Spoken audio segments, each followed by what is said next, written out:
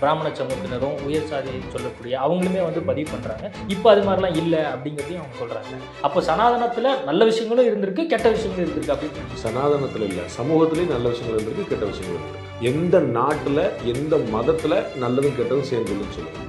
நல்லது மட்டுமே கொண்ட ஒரு நாடை காட்டுங்க, நல்லது மட்டுமே கொண்ட ஒரு மதத்தை காட்டுங்க, நல்லதை மட்டுமே கொண்ட ஒரு வரலாறு காட்டுங்க. எங்கேயாவது ஒரு இடத்துல, அது ஐக்கிய நாடுகள் சபையிலிருந்து, வெளிநாடுகள்லேருந்து, ஆப்பிரிக்க நாடுகள்லேருந்து, ஐரோப்பிய நாடுகள்லேருந்து, ஆசிய நாடுகள், எங்கேயாவது ஒரு இடத்துல வரலாறு இருக்கு, நல்லது தான் இருக்கு, ஒரு தப்பு நடக்கலன்னு சொல்லுங்க.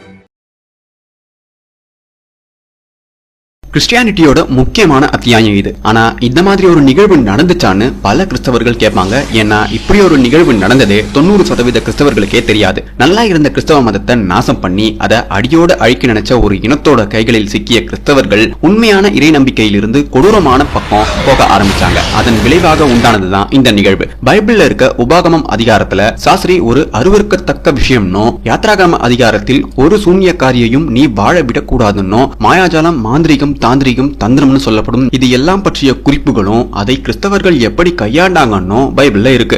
மிடில் ஏஜஸ்ல சூன்யக்காரி, சூன்யக்காரன், மாயம், மந்திரம், தாந்திரிகம்னு பல விஷயங்களை டார்க் ஆர்ட்ஸ்னு லிஸ்ட் அவுட் பண்ணி இதெல்லாம் கொடும் குற்றம், இதை பின்பற்றுபவர்கள் கொடூரமான குற்றவாளிகள்னு வேட்டிகன் திருச்சபை ஒரு விதியை உருவாக்கி வச்சிருந்தது. இது கடவுளை அவமானப்படுத்தும் சாத்தானை வணங்கும் கூட்டத்தின் செயல்னு வேட்டிகன் திருச்சபை கடவுளுக்கு எதிராக யாரெல்லாம் இதை செய்கின்றார்களோ அவர்கள் கொல்லப்படுவார்கள்னு பகிரங்கமா அறிவிச்ச காலம் அது. இந்த காலகட்டத்தில் சூன்யக்காரர்களை வேட்டிகன் சர்ச் எப்படி கையாண்டுச்சு, வரலாற்றில் இன்னும் இது ஒரு கொடூரமான நிகழ்வா நிலை பெற்றிருக்கும் வகையில் வேட்டிகன் சர்ச் என்ன பண்ணுச்சு, இதையெல்லாம் தான் இந்த வீடியோல பார்க்க போறோம். வணக்கம் மக்களே, நான் உங்கள் வேங்கை, தமிழ் வேங்கை.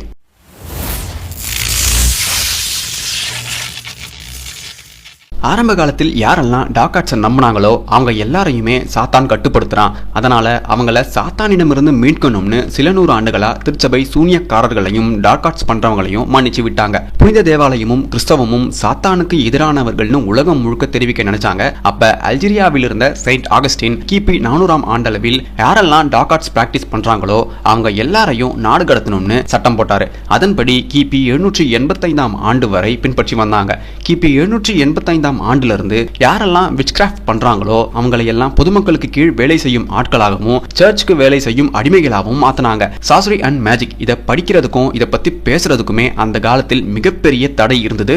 அதை பத்தி பேசினா அது ஒரு மிகப்பெரிய குற்றமா கருதப்பட்டுச்சு. மேஜிக், சாஸ்திரி, விட்ச்கிராஃப்டுக்கு எதிராக திருச்சபை புனிதமான வேலை செய்யுதுன்னு நீங்க நினைப்பீங்க. அதுதான் இல்ல. இந்த சந்தர்ப்பத்தை பயன்படுத்தி எஞ்சியிருக்கும் பேகனிசத்தையும் அடியோடு அழிக்கவே விட்ச்கிராஃப்ட் என்ற பெயர்ல திருச்சபை இந்த நிகழ்வை ஆரம்பிச்சாங்க. பேகனிசம் முற்றிலுமா அழிஞ்சாதான் கிறிஸ்தவம் ஐரோப்பா முழுக்க பரவி உலகம் முழுக்க பரவும்னோ இதை அவங்க தொடங்கினாங்க. இந்த பேகனிசத்துக்கு எதிராக வேட்டிகன் திருச்சபை மிக நீண்ட போரை தொடங்குது. இந்த போரை கிபி 1356ஆம் ஆண்டு தான் கிறிஸ்தவம் ஜெயிக்குது. அதுவும் கடைசி பேகன் மன்னனான 3ஆம் விளாடிஸ்லாவ் கிறிஸ்தவத்துக்கு மதம் மாறினதால பேகனிசத்தை பின்பற்றினவங்களுடைய வழிமுறைகள் ரொம்பவே விசித்திரமா இருக்கும். அவங்க எதையாவது கேட்டு அதை யாராவது தரலனா உடனே சாபம் விட்டு அவங்கள நிம்மதி இல்லாம அழிக்கிற வேலையத்தான் முதல் வேலையா இவங்க பார்ப்பாங்க. குறிப்பா மழை வரலனாலும், நோய் வந்தாலும், இயற்கை பேரிடர் நடந்தாலும் எல்லாத்துக்குமே காரணம் சாத்தான் தான். எல்லாத்துக்குமே இவன் தான் காரணம், இவ தான் காரணம்னு குறிப்பிட்ட வாய் சத்த நபர்களை குறி வச்சு அவங்கள ஒதுக்கி வைக்கிற பழக்கம் 13ஆம் நூற்றாண்டு வரைக்குமே ஐரோப்பா முழுக்க இருந்துச்சு. தமிழ்நாடு மற்றும் இந்திய தற்குறிகளான நம் நாட்டு தற்குறிகள் இந்த ஒதுக்கி வைக்கிற பழக்கம் எங்கிருந்து வந்ததுன்னு இப்பவாச்சு தயவு செய்து புரிஞ்சுக்கோங்க. சுவிட்சர்லாந்து மற்றும் குரோவேஷியால சூன்யக்காரர்களும் மாந்திரிகமும் அசுர வேகத்துல வளர ஆரம்பிச்சதும் 9ஆம் போப் கிரெகரி சூன்யக்காரர்களுக்கு எதிரான விசாரணையை தொடங்குறாரு. கிபி 1231ஆம் ஆண்டு சூன்யக்காரர்களை அழிக்கணும்னு வெறியோட களமிறங்கினாரு கிரெகரி. எந்த எல்லைக்கும் போய் வேற இருக்கணும்னு உத்தரவிட்டார். அவருடைய உத்தரவின் பேரில் யாரையெல்லாம் சந்தேகப்படுறாங்களோ அவங்க எல்லாரையுமே கைது பண்ணி எந்த விதமான ஆதாரமும் இல்லாம விசாரணையும் இல்லாம அவங்களை தண்டிச்சாங்க. அவர் இந்த பொறுப்பை ஒப்படைச்ச ஆட்கள் யாருன்னா, போன போப் வீடியோல கத்தார்ஸ் மக்களை இனவழிப்பு செஞ்சாங்கன்னு சொன்னனே அந்த ஆட்களிடம் தான் விட்ச்கிராஃப்ட் பிரச்சனையை தீர்க்கும்படி உத்தரவிட்டார் போப். ஏற்கனவே கத்தார்ஸ் மேல வெறியோட இருந்தவங்க கண்ணப்பட்ட கத்தார்ஸ் மக்கள் எல்லாரையுமே சூன்யக்காரர்கள்னு முத்திர குத்தி தண்டனை வாங்கி தந்தாங்க. கிபி 1233ஆம் ஆண்டு ஜெர்மனில யாரெல்லாம் விட்ச்கிராஃப்ட் பண்ணாங்களோ, யாரெல்லாம் அதை பின்பற்றி நடந்தாங்களோ அவங்க எல்லாரையுமே டெவில் வர்ஷிப்பர்ஸ்னு முத்திர குத்தி அவங்கள கொலை பண்ணாங்க. வேட்டிகன் திருச்சபையுடைய இந்த விட்ச்கிராஃப்ட் வேட்டையில் நம்ம எல்லாரும் ஏத்துக்கக்கூடிய ஒரு விஷயம் நடந்ததுன்னா அதுதான் ஏழை பணக்காரன், உயர்ந்தவன் தாழ்ந்தவன், உயர்குடியில் பிறந்தவன், கடவுள் பக்தி இருக்கவன், கடவுள் பக்தி இல்லாதவன், மதகுருமார், மதபோதகர், அறிவாளி, முட்டாள் எந்தவித வேறுபாடும் பார்க்காம ஈக்குவலா கொண்டாங்க. முதல் முறையா 80 ஆண் பெண் குழந்தைகள்னு மொத்தமா கட்டி வச்சு எரிச்சாங்க. அதை வேட்டிகன் பிஷப்ஸ் மேற்பார்வையிட்டாங்க. அழிக்கிறதுன்னு முடிவு பண்ணியாச்சு, அப்புறம் எதுக்கு மனிதாபிமானம் பார்க்கணும்னு முடிவு பண்ணி குற்றவாளிகளின் உடல் எரிஞ்சிட்டு இருக்கும் போதே குற்றத்தை ஒத்துக்கிறியான்னு கேட்கறதும், தலைய நசுக்கிற கருவியில தலைய நசுக்கிறதும், கை கால்களை தனித்தனியா வெட்டியும் கை கால்களை நசுக்கியும் பொறுமையா உயிர் போற மாதிரி கயிறு கட்டி தொங்க விடுறதையும் தோலை உயிரோட இருக்கும் போதே உரிக்கிறதும்னு ஏகப்பட்ட கொடூரமான வேலைகளை செஞ்சிருக்காங்க. குறிப்பா குற்றம் சுமத்தப்பட்ட நபர்களுக்கு சாகிறதுக்கு முன்னாடியே நரகத்தை காட்டியிருக்காங்க வேட்டிகன் திருச்சபை. இந்த சித்திரவதைக்கு பயன்படுத்திய முக்கியமான கருவிதான் ஸ்ட்ராப்படோ. குற்றவாளியோட 2 கைகளையும் பின்னால் கட்டி அதை புள்ளியில இணைச்சி அவங்களோட கால்களில் கனமான பொருளை கட்டி தொங்க விட்டு உச்சியில நிறுத்துவாங்க. கொஞ்ச நேரம் கழிச்சு குற்றவாளியோட எல்லா ஜாயின்ட்ஸும் விரிவடைஞ்சதும் சடனா கீழே இறக்குவாங்க.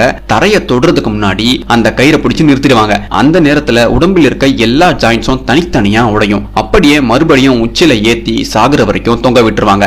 இந்த கொடூரமான கருவிகளை ஜெபிச்சு அதுக்கப்புறம் தான் தண்டனை தரும் இடத்துக்கு கொண்டு போவாங்க. குற்றம் சுமத்தப்பட்டு தண்டனையை அனுபவிக்கும் இந்த குற்றவாளிகளுடைய கூக்குரலும் மரண ஓலமும் அவங்க குற்றம் செஞ்சது நிரூபிக்கும் சாட்சின்னு விசாரணையை மேற்கொண்டவங்க சொல்லுவாங்க. போப் கிரெகரி இந்த கொடுமைகள் எல்லாத்துக்கும் சம்மதம் தெரிவிச்சாரு. இந்த வேலையை போப் கிரெகரி கான்ராட் தலைமையில் ஒப்படைச்சாரு. கான்ராட் எது சொன்னாலும் அதை எதிர்த்தோ இல்ல சந்தேகப்பட்டோ ஒரு வார்த்தையும் பேசாம எதை வேணாலும் செஞ்சுக்கோன்னு உத்தரவு போட்டாரு போப். கான்ராட் சும்மா இல்லாம சூனியக்காரர்கள் சாத்தான வழிபடுறாங்க, மந்திரம் மூலமா சாத்தானோடு உணவருந்துறாங்கன்னு ஈவில் டெட் கதையா அடிச்சு விட்டுருக்கான் கிரெகரி கிட்ட.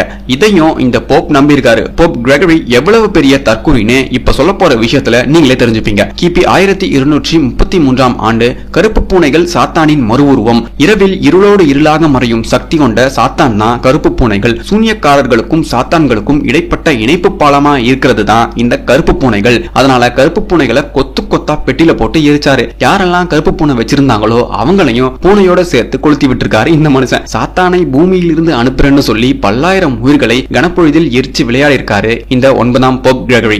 1241 ஆண்டு போப் கிரெகரி இறந்ததும் அந்த பதவிக்கு 4ஆம் போப் இன்னசென்ட் வந்தாரு. போப் கிரெகரி சூனியக்காரர்களுக்கு சித்திரவதைக்க அபிஷியலா பண்ணாம அன்அபிஷியலா தான் பண்ணாரு. ஆனா போப் இன்னசென்ட் பதவிக்கு வந்ததும் முதல் வேலையா கிபி 1252 ஆண்டு குற்றவாளிகளுக்கு சித்திரவதை முறைதான் தண்டனையாக இருக்கணும்னு அபிஷியலா திருச்சபை ஆணையை பிறப்பித்து சட்டமாக்குறாரு. குறிப்பா வயசான பெண்களை சாத்தானோடு உடலுறவு வச்சுக்கிட்டான்னு சொல்லி ஏகப்பட்ட பெண்களை தீயிலிட்டு கொன்னாங்க. இதுல வேடிக்கை என்னன்னா இந்த பெண்களுடைய குடும்பத்தை சேர்ந்தவங்களே இவங்களை காப்பாத்த முன்வராம வேடிக்கை பார்த்ததுதான். இந்த விட்ச்கிராஃப்ட் வேட்டை நோய் ஐரோப்பா முழுக்க காட்டுத்தீயா பரவுச்சு. கணவன்மார்கள் தங்களோட மனைவிகள் மேல குற்றம் சுமத்துறதும், மனைவிகள் தங்களுடைய கணவன்மார்கள் மேல குற்றம் சுமத்துறதும், குழந்தைகள், நண்பர்கள், பக்கத்து வீட்டுக்காரங்க, உறவினர்கள், ரோட்ல போறவங்கன்னு மாத்தி மாத்தி ஒருத்தர் மேல ஒருத்தர் குற்றம் சுமத்தி குற்றம் சுமத்தப்பட்ட பூரா பயலும் தீயில் எரிஞ்சே செத்தாங்க. ஐரோப்பா முழுக்க சாத்தானின் சூனியக்காரர்கள் நிறைஞ்சிருக்காங்க. அதனால ஐரோப்பாவை நாம சுத்தம் பண்ணியே ஆகணும்னு 4ஆம் போப் இன்னசென்ட் சித்திரவதை பண்றதையும் எரிக்கிறதையும் இன்னும் அதிகப்படுத்த உத்தரவிட்டாரு. பொதுமக்களை மட்டுமே எரிச்சிட்டு இருந்த வேட்டிகன் திருச்சபை கிறிஸ்தவத்தின் பாதுகாவலர்களான நைட் டெம்ப்ளார்ஸையும் விடல. கிபி 1307 ஆண்டு அப்போதிருந்த போப் 5ஆம் கிளெமெண்ட் நைட் டெம்ப்ளார்ஸ் தடை செய்யப்பட்ட ஆபாச வழிபாடுகளையும் சாத்தான் வழிபாடுகளையும் பண்றதா அவங்க மேல இருந்த குற்றத்தை இவர் விசாரிக்கும்படி உத்தரவிட்டார். கிபி 1118 ஆண்டு நைட் டெம்ப்ளார்ஸ் குழு ஒரு நியாயத்தின் அடிப்படையில் உருவாக்கப்பட்ட குருசேட் குழு. அவங்களோட வேலையே புனித நிலத்தை பாதுகாப்பதும் கிறிஸ்தவத்தை பாதுகாப்பதும் தான். என்னதான் கடவுளுக்காகவே வேலை செஞ்சிருந்தாலும் விட்ச்கிராஃப்ட் வேட்டையில அவங்களும் பலிகடாவானாங்க. இவங்க மேல குற்றம் சுமத்துனது பிரான்ஸ் நாட்டின் மன்னனான 4ஆம் பிலிப். நைட் டெம்ப்ளார்ஸ் மேல சுமத்தப்பட்ட குற்றம் உண்மையானு கேட்க கூட விரும்பாத போப் கிளெமெண்ட் இந்த குற்றத்தை டெம்ப்ளார்ஸ் மீது கொண்ட பயத்தால் மன்னர் பிலிப் வேணும்னே சுமத்தினான்னு கூட அவர் கேட்க சம்மதிக்கவே இல்ல. காரணம் என்னன்னா போப்களின் அதிகாரமே முதன்மையான அதிகாரமா இருந்தது ஐரோப்பாவில். அதுக்கப்புறம் மன்னர்களின் கைப்பாவையாக இருந்த போப்கள் வேட்டிகன் திருச்சபையில் இடம்பெற ஆரம்பிச்சாங்க.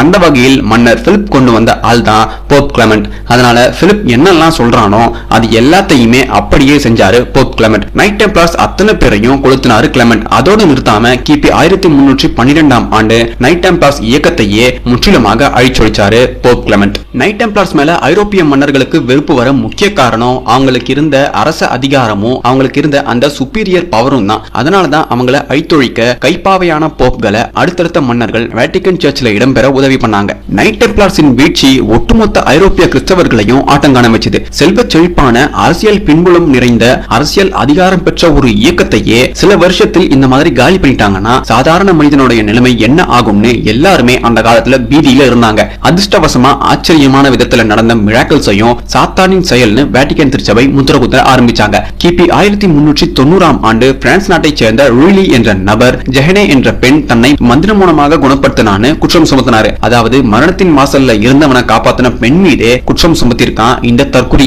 இந்த பெண் மீது நடந்த விசாரணையின் போது மந்திர வார்த்தைகளை பயன்படுத்தும் முறை இவளுக்கு தெரியும். இவ அந்த மந்திர வார்த்தையை பயன்படுத்தி சாத்தானையும் வரவழைப்பா.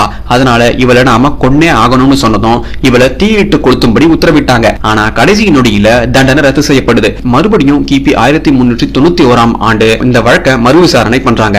இந்த பெண்ணுடைய உடம்புல ஒட்டு துணி இல்லாம மரப்பலகை மேல படுக்க வச்சு சித்திரவதை பண்ண ஆரம்பிச்சதும் தான் செய்யாத குற்றத்தை பயத்துல செஞ்சதா அவ ஒத்துக்கிறா. உடனே அவளோட சேர்த்து இன்னொரு பெண்ணும் அவளுக்கு உதவியா இருந்தான்னு அவளையும் இதே மாதிரி பண்ணி பாரிஸின் நடுமையத்தில் துணி இல்லாம கட்டி தொங்க விடுறாங்க. அங்கிருக்க அத்தனை மக்களும் அவங்க 2 பேரையும் சித்திரவதை பண்ணதும் உயிரோட கொளுத்துறாங்க. ஆகஸ்ட் 17, 1391 ஆண்டு இவங்க 2 பேரும் இறந்து போறாங்க. வேட்டிகன் திருச்சபையுடைய இந்த விட்ச்கிராஃப்ட் வேட்டை 15ஆம் நூற்றாண்டு வரைக்குமே தொடர்ந்து வந்துச்சு. 15ஆம் நூற்றாண்டு வரைக்கும் தொடர்ந்த விட்ச்கிராஃப்ட் வேட்டையில இன்னும் என்னென்ன அட்டூழியங்கள் பண்ணாங்கன்றத நாம அடுத்த வீடியோல பார்க்கலாம். Until then, stick with me on my social media handles. Arigato மக்களே. எல்லாரும் ஆரோக்கியமா சந்தோஷமா வாழ்க. Here's a number. मेरे सपनों की रानी कब आएगी तू, आए रुत मस्तानी कब आएगी तू. Not bad. Now you. Meanwhile, in ancient India, 800 CE. Pulling out the I just hit a lick with the box, had to put the stick in the box. நம்ம இப்போ பார்க்க போகிறது 400 இயர்ஸ் பழமையான ஒரு மிஸ்டீரியஸான ரோமில் நடந்த ஒரு சம்பவத்தை பற்றி தான். ஒரு சர்ச்சோட பாஸ்டர், ஆனால் அந்த சர்ச்சை அவரை கைவிட காரணமாக இருந்த நிகழ் யார் அவர் பேர் என்ன அப்படின்னா ஜியார்டானோ ப்ரூனோ. ஞானஸ்தானத்துக்கு அப்புறம் அவரோட பேர் என்ன அப்படின்னா பிலிப்போ அப்படின்னு மாற்றப்பட்டது. 1572 கேத்தலிக் சர்ச்சில் ஒரு பாஸ்டராக ஒர்க் பண்ணியிருக்காரு. அந்த டைமில் கடவுள் பற்றின ரிசர்ச்சை முன்னெடுக்காரு. அதில் அவர் வெறுப்பாகி கடவுள் இல்லைன்னு மறுப்பு வெளியிடுறாரு சில ஆர்டிகிள்ஸை சேர்த்து. அதே போல் சூரியன் தான் மையத்தில் இருக்குன்னா அதை சுற்றி தான் பூமி இயங்குது அப்படிங்கிறதையும், பூமி மட்டும்தான் இந்த உலகம், அதை சுற்றி தான் சூரியன், கோள்கள், ஜீவராசிகள் இருப்பதாகவும் நினைக்கையில் அப்படி இல்லை அப்படின்னு இன்ஃபினிட்டி ஆஃப் யூனிவர்சல் பற்றியும், பூமியை போல பல உலகம் கேலக்சிகள் இருப்பதாகவும் அங்கேயும் ஜீவராசிகள் வசிப்பதாகவும் தன்னுடைய கருத்து மற்றும் கடவுள் மறுப்பு சம்பந்தமான ஆராய்ச்சி சம்பந்தமான நிறைய கட்டுரைகளை அவர் வெளியிடுறாரு. அதுக்கு அப்புறம் அவர் எழுதிய அறிவியல் சம்பந்தமான கட்டுரைகள் மக்களிடம் அதிக அளவில் விமர்சனம் மற்றும் கேலிக்குள்ளாக்கப்படுகிறது. கடவுள் மறுப்பு சம்பந்தமான கருத்துக்களால் மக்கள் அவருக்கு எதிரான வெறுப்பு மனநிலைக்கு திரும்புதாங்க. அந்த நேரத்தில் தான் கேத்தலிக் சர்ச் சார்பாகவும் மக்கள் சார்பாகவும் வழக்குகள் தொடரப்படுகிறது. வழக்கில் தண்டனையும் கிடைக்கிறது. 8 ஆண்டுகள் சித்திரவதையோட அவர் அப்படியும் தன்னோட கொள்கையில் பிடிவாதமாக இருக்க சிறை பெற்றும் திருந்தாததால் இறுதியில் அவருக்கு மரண தண்டனை விதிக்கப்படுகிறது.